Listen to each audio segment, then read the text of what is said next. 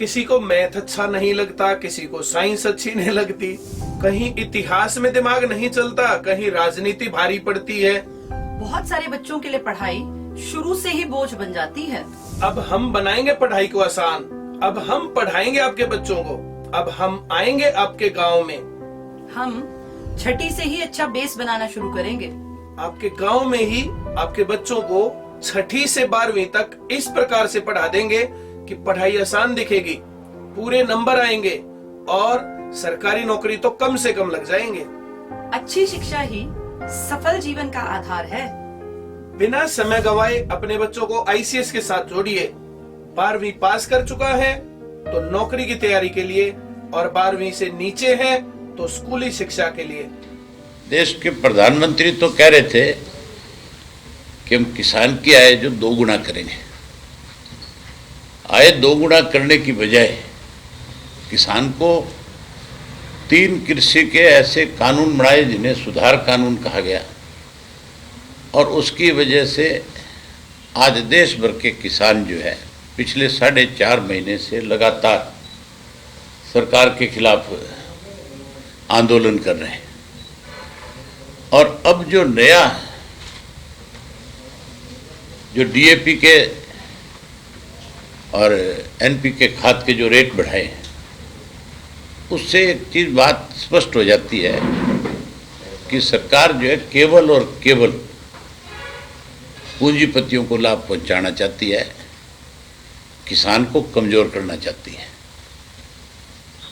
जहां फसल के रेट से ही नहीं मिलते, वहाँ खाद के रेट बढ़ा करके उन्होंने अपनी जो असली योजना है वो सबके सामने ला करके खड़ी कर दी। इसके लिए इंडियन नेशनल लोकदल पार्टी ने फैसला किया है कि हम 12 तारीख को बैसाखी के पहले दिन पूरे प्रदेश भर के हर डिस्ट्रिक्ट हेडक्वार्टर के ऊपर इस बढ़ी हुई खाद की कीमत को लेकर के, कृषि के 3 काले कानून वापस ले उसको लेकर के, और गेहूं की खरीद जो है किसान की उसको सुचारू किया जाए, बजाय नए नए प्रयोग करने के, नए नए तरीके अपनाने के। साधारण तरीके से गेहूं की खरीद जैसे पहले होती थी कि आड़ती के माध्यम से गेहूं खरीद करके उसकी पेमेंट समय पे उसको मिले, उसके सामने कठिनाई ना हो। और जो लोग दावे करते थे कि किसी चीज़ की कमी नहीं होगी, आज ऐसी हालत है मंडियों के अंदर कि किसान जो है अपनी फसल बेचने को लेकर के बहुत परेशानी में है। मैं तो मुख्यमंत्री से आपके माध्यम से एक चीज़ कहना चाहूँगा। मुख्यमंत्री जी इनके मिनिस्टर, डिप्टी चीफ मिनिस्टर मंडियों के बहुत चक्कर काटते थे, बहुत सारा ढोंग करते थे कि हम किसान के बहुत बड़े हितैषी हैं।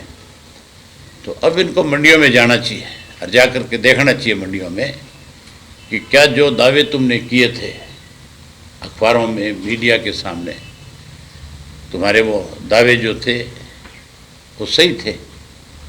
मंडियों में जाएंगे तो इनको पता लगेगा, इनकी पोल खुल जाएगी। आज इतनी बुरी हालत है कि किसान जो है फसल को लेकर के, आज तो गेहूं में भी मॉइस्चर्स के नाम के ऊपर इन्होंने चोर बाजारी शुरू कर दी। उसमें भी इन्होंने एक कैसे किसान को कम भाव मिले, कैसे मॉइस्चर्स के नाम पे पैसा खाया जाए, जैसे धान में खा गए उस तरह भी इन्होंने गेहूं में भी पैसा खाना शुरू कर दिया। कमाल की बात है, ताज़ा जो गेहूं मंडी में आती है उसको भी ये कहते हैं कि इसमें तो घुन लगा हुआ है, गेहूं निकले नहीं उससे पहले इन्होंने घुन लगा दिए। तो इस तरह के हालात आज है। दोनों हाथों से किसान को लूटने में सरकार में बैठे लोग लगे हुए हैं।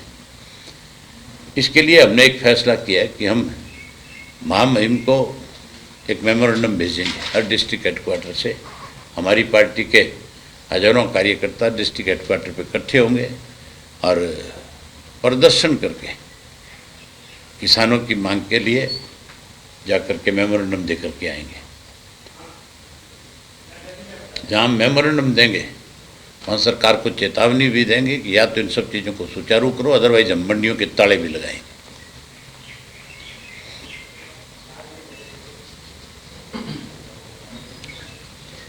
कांग्रेस प्रदेश अध्यक्ष पिछले 2 दिनों से कल भी और आज भी इलाहाबाद क्षेत्र में जा रहे हैं और कह रहे हैं कि अभय चौटाला को इस्तीफा देने की बजाय विधानसभा में किसानों की बात उठानी चाहिए। लोगों ने उनको चुनकर भेजा और जो है कि अब फिर से वो चुनाव लड़ेंगे, तो कह रहे हैं पब्लिक के साथ धोखा किया। शैलजा जी ने खुद ये बात मानी थी कि भूपेंद्र सिंह हुड्डा जो है वो बीजेपी की बी टीम के रूप में काम करता है। ये उन्होंने अपनी कार्य समिति की मीटिंग जो थी उनकी, उसमें कहा था और ये सारे मीडिया में आई थी, अखबारों में भी आई थी।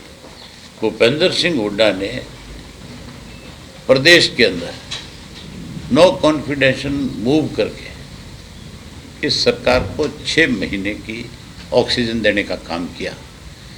उन दिनों में इस किस्म के हालात थे जब ये नो कॉन्फिडेंस लेकर के आया था, तब बहुत सारे एमएलए अलग अलग जगह पे जाके कह रहे थे कि हम किसान के साथ रहेंगे। अगर वो नो कॉन्फिडेंस मूव ना हुआ होता तो वो एमएलए आज भी ज्यों के त्यों खड़े रहते और सरकार पे संकट बना रहता। इन्होंने तो सरकार का संकट खत्म कर दिया, उन लोगों को इतना भयभीत कर दिया जो किसान की बात करते थे, उनको इतना डरा लिया कि अब वो दोबारा हिम्मत ही नहीं जुटा पाएंगे। इस सरकार को बचाने में, इस सरकार को कायम रखने में भूपेंद्र सिंह हुड्डा का बहुत बड़ा हाथ है। रही बात दौरों की, तो दौरा करना तो प्रजातंत्र में सबका अधिकार है, जाओ कहीं भी। ये फैसला तो आने वाले समय में लोगों ने करना है, इलाहाबाद की जनता ने करना है।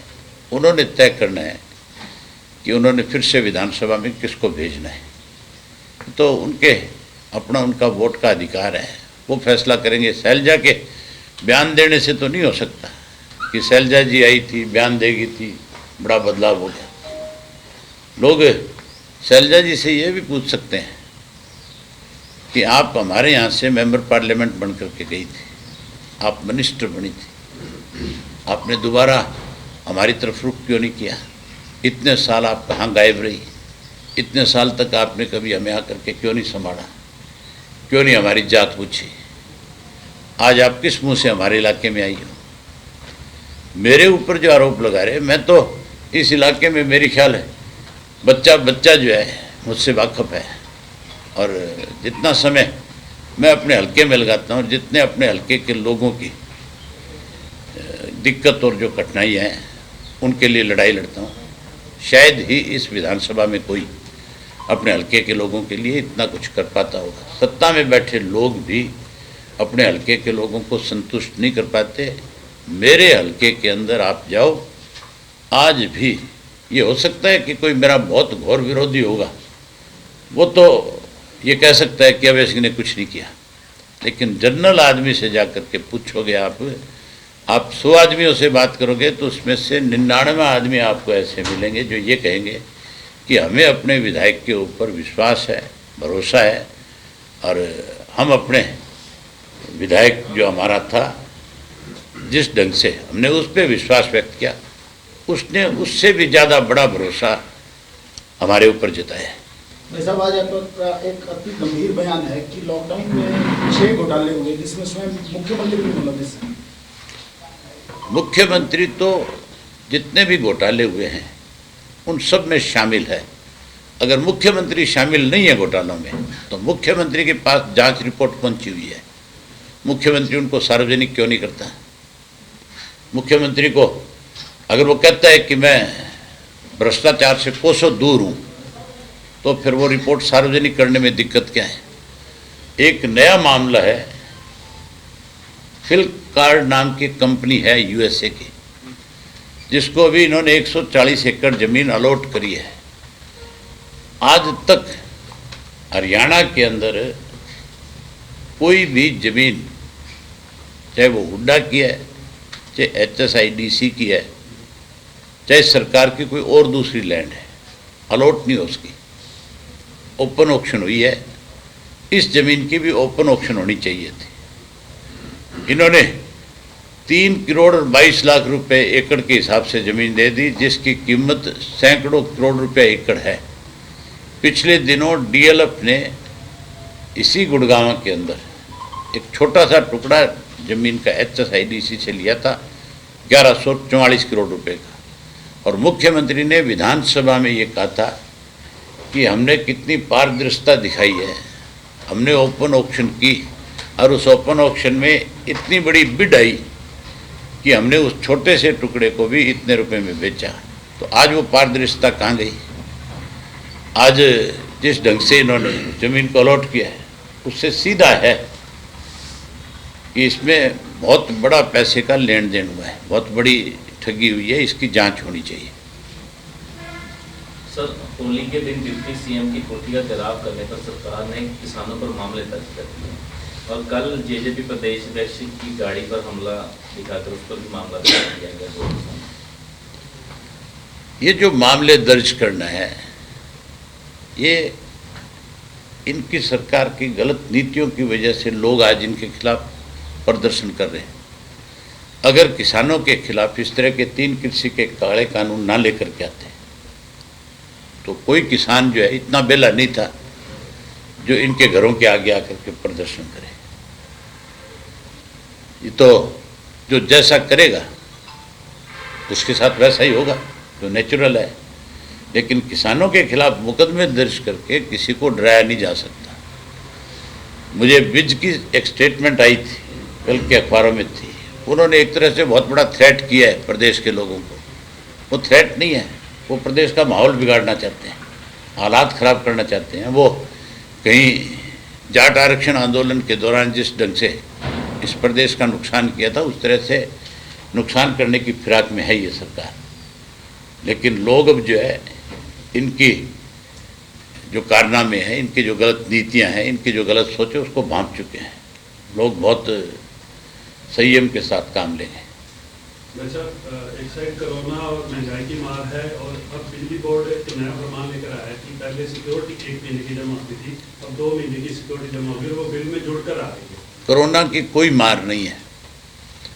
कोरोना वेस्ट बंगाल में नहीं है, कोरोना तमिलनाडु में नहीं है, कोरोना केरला में नहीं है, पांडिचेरी में नहीं है। जिन 5 स्टेटों में चुनाव हो रहे हैं वहाँ कोरोना का कोई जिक्र नहीं है। लाखों लोग इकट्ठे हो रहे हैं।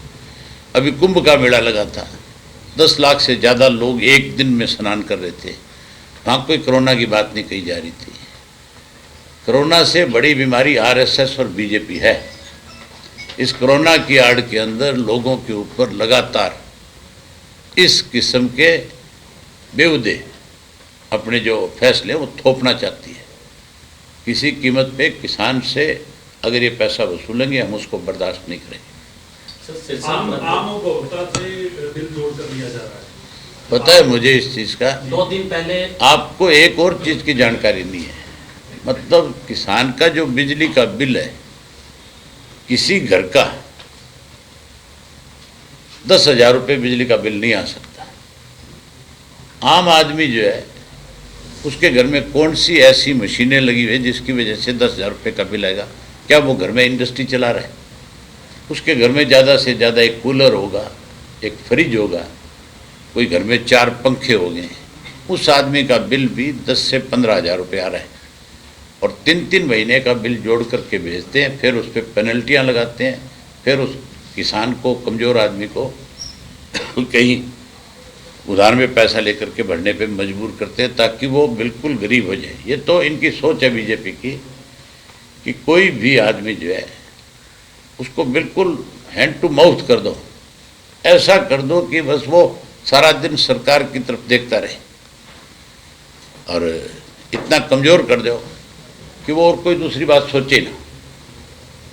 2 दिन पहले जो सिरसा में प्रकरण हुआ, किसानों की वाटर कैनन की बौछारें छोड़ी गई, सुनीता दुग्गल और गोपाल कांडा को सरकारी गाड़ी में निकलना पड़ा। हैरानी की बात है, जो वाटर कैनन में वाटर लाया गया था वो सारा का सारा पानी जो था वो वेस्ट वाटर था, सीवर का पानी। वेस्ट वाटर वही हो गया सीवर का पानी, वो पानी था। मतलब किस स्तर तक गिर सकती है सरकार कि वो गंदा पानी लोगों के चेहरों पे मारा इन्होंने, सीवर का वाटर जो है। इससे ज़्यादा दयनीय बात नहीं हो सकती। ये मानवता नहीं है। ये तो ये समझो कि मतलब बहुत ज़्यादा क्रूरता है। इससे घटिया स्तर पे और सरकार नहीं उतर सकती।